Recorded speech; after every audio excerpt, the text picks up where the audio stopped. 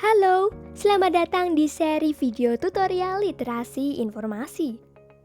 Melalui video ini, kamu akan belajar cara efektif mencari dan menggunakan informasi untuk mendukung aktivitas perkuliahan kamu. For your information, seri video tutorial kali ini akan terbagi menjadi 4 bagian. So, pastikan kamu menonton semua bagiannya secara berurutan ya. Nah, pada video kali ini, saya akan menjelaskan mengenai tutorial dalam melakukan identifikasi kebutuhan informasi. Kenapa sih kita harus melakukan identifikasi kebutuhan informasi? Ada yang tahu?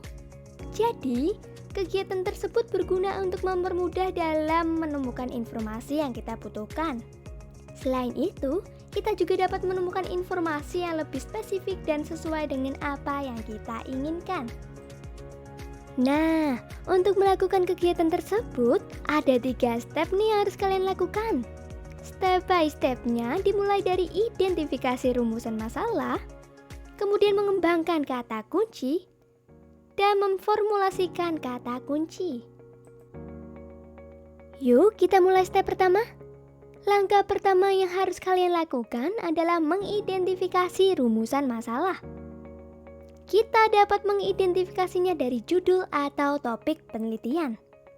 Dan melalui rumusan masalah penelitian yang kalian punya nih. Kemudian, tentukan kata kunci dari topik tersebut. Misalnya, kalian punya judul penelitian pengaruh kondisi vitamin D terhadap resiko terinfeksi COVID-19. Dari contoh tersebut, didapatkan 2 kata kunci utama, yaitu vitamin D dan COVID-19. Kata kunci tersebut digunakan sebagai modal untuk melakukan proses pencarian informasi berupa literatur atau sumber referensi ilmiah yang dibutuhkan untuk menjawab rumusan masalah penelitian.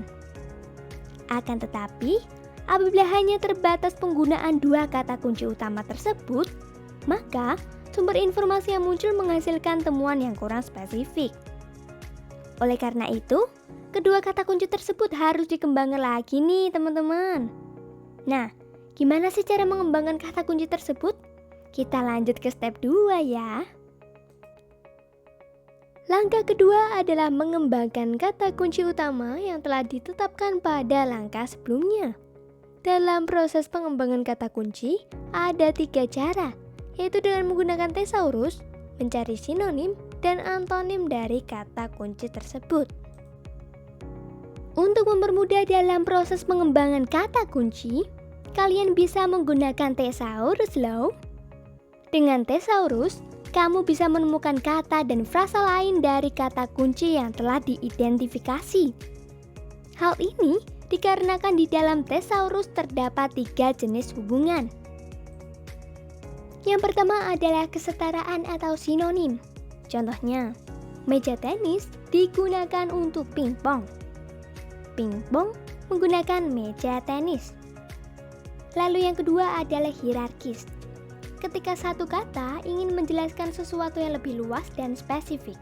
Contoh, kita punya satu kata yaitu perpustakaan umum.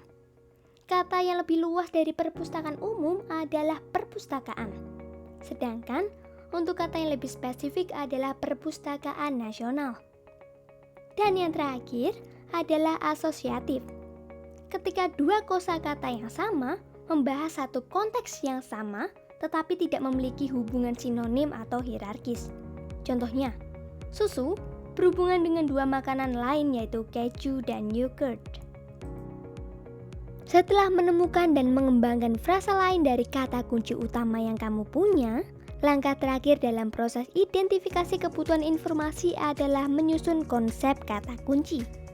Penyusunan konsep kata kunci ini digunakan untuk mempermudah dalam menemukan sumber informasi yang spesifik, sehingga kamu dapat memperoleh informasi yang sesuai dengan apa yang kamu butuhkan. Sebagai contoh, kamu sudah punya 2 kata kunci nih, yaitu vitamin D dan COVID-19. Nah, kedua kata kunci tersebut bisa dipetakan berdasarkan sinonim dan antonimnya loh. Sinonim vitamin D adalah vitamin D supplementation, sedangkan antonimnya adalah vitamin D deficiency dan low vitamin D. Sedangkan COVID-19 memiliki dua sinonim, yaitu Novel SARS-CoV-2 dan Coronavirus Disease 2019. Selain sinonim, kamu juga bisa memetakan kata kunci COVID-19 berdasarkan asosiatifnya atau yang memiliki hubungan dengan kata kunci tersebut. Sebagai contoh, COVID-19 merupakan penyakit yang berhubungan dengan 3 penyakit lain yang telah ada sebelumnya. Misalnya yaitu Acute Respiratory Distress Syndrome, Respiratory Tract Infection, dan pneumonia. Hasil pengembangan kata kunci yang sudah kamu lakukan dapat dijadikan modal untuk penelusuran informasi sehingga menghasilkan sumber informasi yang relevan. Dari konsep yang sudah ditemukan tadi, untuk mempermudah mengorganisasi kata kunci yang telah dikembangkan, kamu bisa membuat tabel query. Seperti contoh pada layar ini.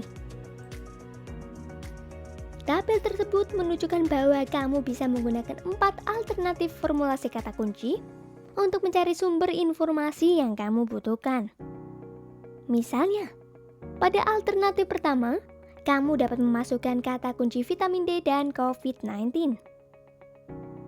Apabila kamu ingin mencari sumber informasi yang lebih spesifik, maka kamu dapat menggunakan alternatif kedua, yaitu vitamin D supplementation dan novel SARS-CoV-2. Atau, kamu bisa melakukan kombinasi dengan mensilangkan masing-masing kata kunci hingga kamu menemukan sumber literatur yang kamu inginkan. Yap, segitu dulu penjelasan tentang cara identifikasi kebutuhan informasi.